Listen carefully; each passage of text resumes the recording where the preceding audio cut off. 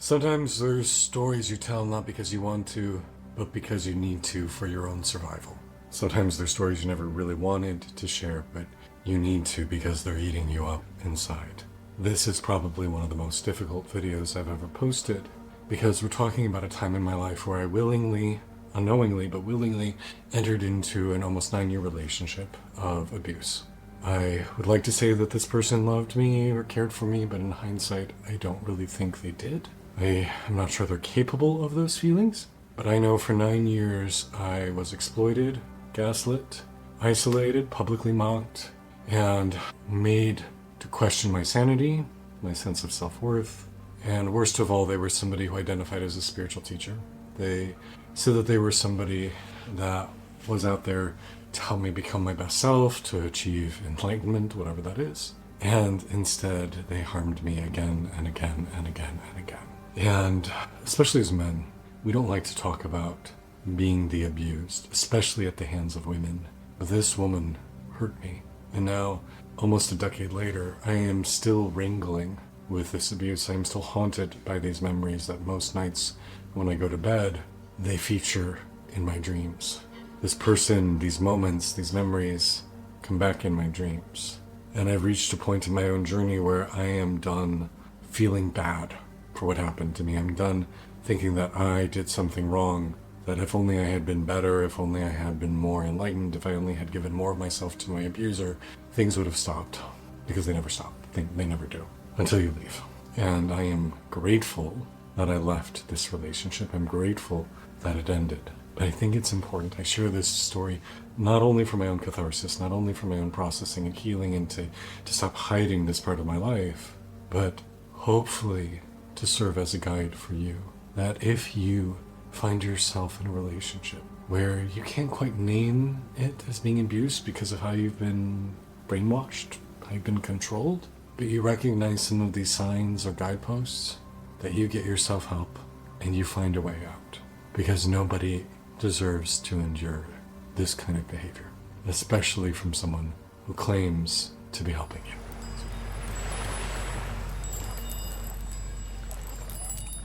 So if we haven't met before, my name is Kalen, and I identify as a spiritual guide. I identify as somebody who helps others on their spiritual journey. And I'll start this off by saying I'm ultimately very grateful this happened, because it has made me very aware of when you give your trust to somebody, how they can really mess you up. And it has given me a great sense of gravitas and care about the people I serve, to make sure I'm behaving with as much integrity, respect, and kindness as possible. But let me tell you my story.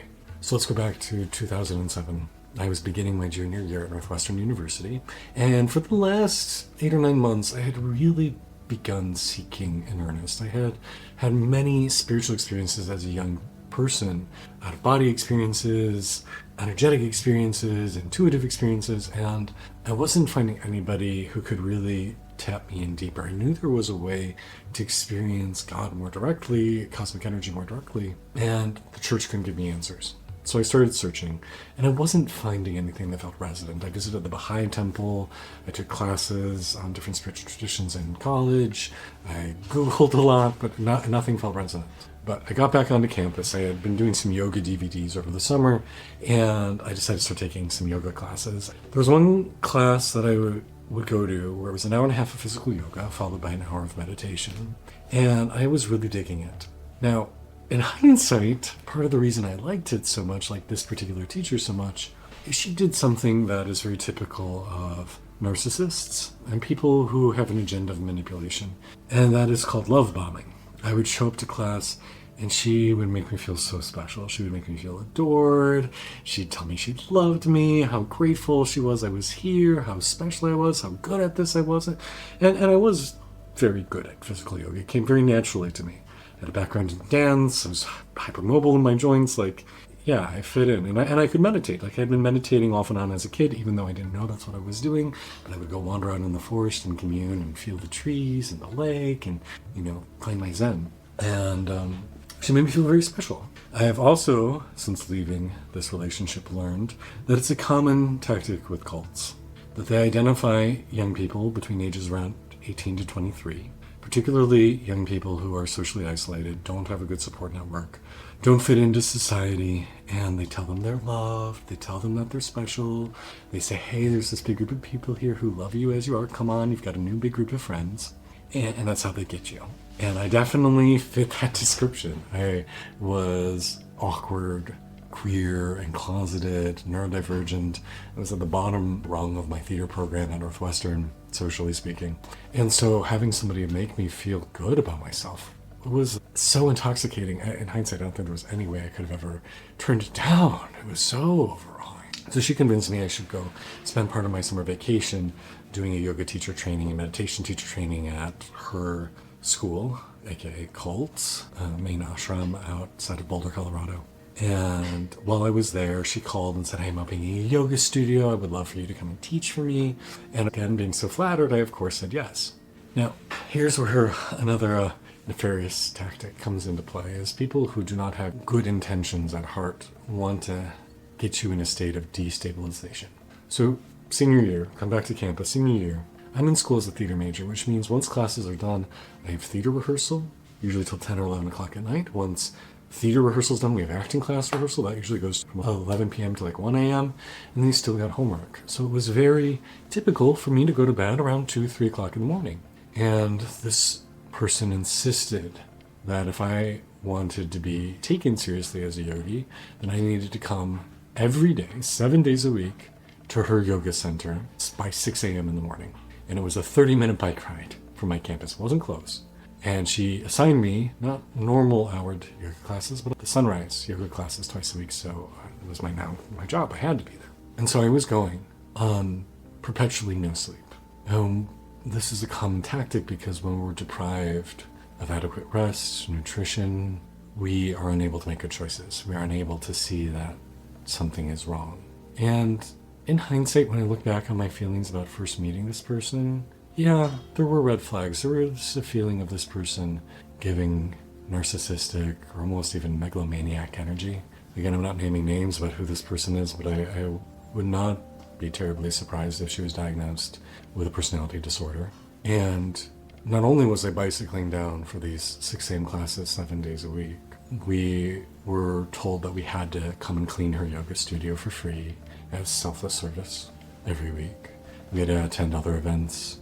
This is also when the ritualized abuse started. Some of the most obvious ones, which were the berating and derogatory comments and being told that that was given to you because it was fire. It was a holy transmission of energy, and your job was just to take it, to just open your heart and say, thank you for insulting me, thank you for saying unkind things, thank you for being cruel.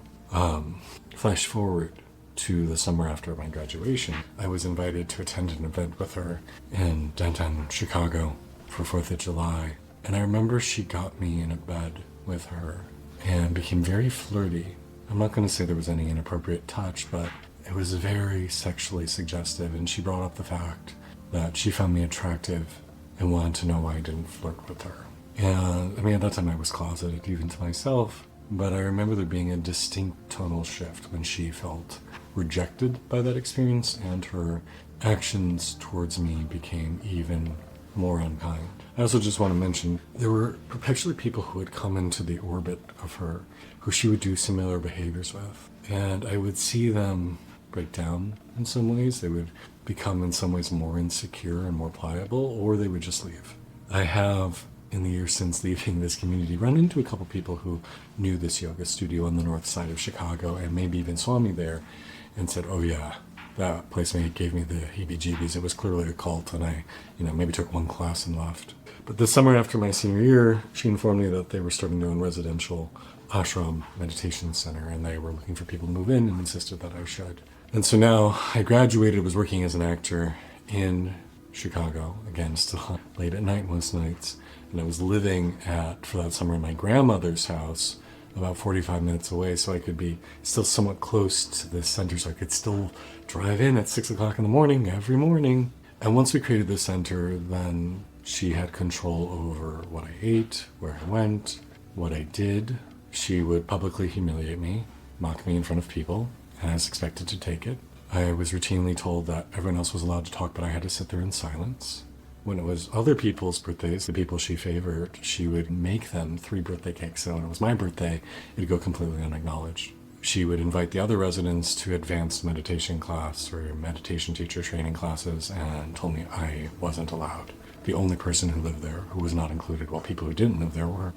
It was a constant stream of microaggressions. She would tell us that she was this very elevated being, had amazing energetic and psychic powers, and because of that, she was in charge. I remember one time she was pregnant, and the person who ran the community overall, the cult overall, they told me that with her being pregnant and focusing on being a mom, he'd like me to take over running it for at least a period of time. And I, completely oblivious, thinking she had my good intentions at heart, came home and told her that. And like 20 minutes later, I got an email from the dude running things telling me I was a power-obsessed fucking moron. Who do I think I am? I didn't realize that me telling her that, this power-hungry woman, she went and reached out to the guy and was like, oh, he came home and was saying all these things. You better put him in his place. He's this power-hungry whatever. It didn't occur to me that she really didn't care. All she cared about was that I was paying tuition to keep her space open, and that I was free labor, and I was somebody that she could pick on and abuse. I mean, there was even a time where I got cast in a show and I had to leave town for 5 months. I still had to pay rent. I still had to pay my tuition to the ashram for those months. She never, ever genuinely, I think, cared for me. And when I saw that things were wrong, I was told that that was my ego, that I had to let that go, I had to surrender it. I was told I wasn't trying hard enough. I was told I wasn't being a good meditator. And when I would have these negative experiences, I would get gaslit around them not happening or being punished in some way. So really this goes beyond emotional abuse into spiritual abuse, because this person has said, I'm going to help you mature as a spiritual being. I'm going to help you grow and evolve. And the ironic thing is, through her bad behavior, she did. I mean, people can be a teacher for you of how not to behave. And it's, as a man, it's really fucking sad to be like, I gave 9 years of my life to that. 9 years where I wasn't allowed to go spend the night outside the community. I wasn't allowed to go home and help my parents with things. I had to give my dog back to my parents because I wasn't allowed to have him there, but they could have dogs. I wasn't allowed to. They could bring in cats. Other residents could, but I wasn't allowed to. My dog died with my parents and I didn't get to see him. I didn't get to go home for holidays because I wasn't allowed to. I wasn't allowed to date and go spend the night at other people's homes because I was expected to be there. I wasn't allowed to nap and take care of myself, even though I was often only getting 3 or 4 hours a night because I was still working as an actor. And I was told all of this was for my good. As a man, it pains me that I didn't have the wherewithal to see what was being done, to let this person hurt me so. As men, we're supposed to be able to take care of ourselves, protect ourselves, and this feeling of utter failure in that regard. I am so grateful that I didn't end up staying, that I booked some acting work that moved me to LA, and I thought that's what I wanted. And this woman decided that she wanted to close down this center and move back to Denver around that same time, so there was no going back to it after I left LA and moved back to Chicago. But I know she's still teaching yoga classes. I know she still holds workshops and retreats. I hope that life has softened her. I hope that she's not hurting other people, but I don't know. And I've never gotten to confront her. I would like to. I'd like to say, God damn, do you know what you did to me? Do you know how much you hurt me? So you could feel powerful? So you could feel in charge? Fuck you. Fuck you. And I'll be honest, there's been times where I've envisioned what would happen if I ever ran into her. But staying silent on this story is not helping me heal. Pretending like she never did this to me is not helping me. And I figure it's not helping you, because I think more people are in situations like this than they would admit. More people are in relationships where the person is continuing to hurt them and saying it's love. It's not love. It's abuse. They're using their authority to manipulate others and tell you that it's normal. And I just want to tell you that if you ever find yourself in a similar situation, this isn't a reflection on you, that there's something wrong with you, that they singled you out. Oftentimes, you are singled out because you want to believe the best in people, that you can be guileless and think that this older and wiser person really does care about you. Maybe you haven't gotten enough validation or enough emotional support to know better. But if somebody hurts you repeatedly and says it's love, please know it is never love. Somebody who makes you feel bad a lot of the time and says it's for your growth or for your good, it's not.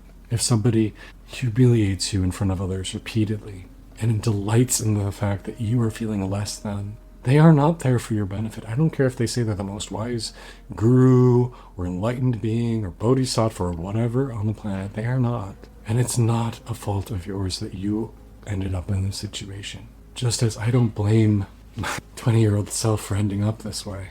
I mean, part of me wants to. Part of me wants to say, you were so stupid. But that's not fair. That's not fair to him. And I say to him, I'm sorry I didn't protect you. I'm sorry you were put in this position. I wish better for you. So I say that to you now. I hope in sharing this story, you start to recognize some of the red flags and realize you deserve better. People should treat you with respect, dignity, and kindness. They should listen to you. They should honor you. They should approach you in a decent way. I'm so grateful that my husband approaches me with loving kindness, that he listens to my stories, he validates my feelings. If there's a miscommunication, he owns up to his part in it. This woman, I can't ever remember apologizing or saying she was wrong. And that's ultimately why I haven't named her name on here, is because she'll not hear it. If she saw this video and I said her name, she'd just say, I'm crazy. I'm the problem. I don't think she'll ever hear it. So how can we take care of ourselves better? And if somebody is ruining your spirit, your heart, your mind, please do what you need to do to get the help you need. Like I said, in some ironic way, I'm actually very grateful for this person because they led by example of how not to be. And it's made me very careful how to work with people moving forward. And I believe that she was a system of a larger problem. This community that she was a part of and I was a part of, their leader and his wife, oh, fuck. Well, let's just say I'm really grateful I wasn't living in their ashram, because what they did, I don't even have words to describe the special kind of hell they've created in their quote-unquote sacred abode, their temples, their ashrams. Abuse upon abuse upon abuse. And so, hopefully in me sharing my story, I reclaim a little bit of my power, heal and move on, and hopefully it inspires you to do the same for you. I'm Kalen. Thank you for hearing my story today.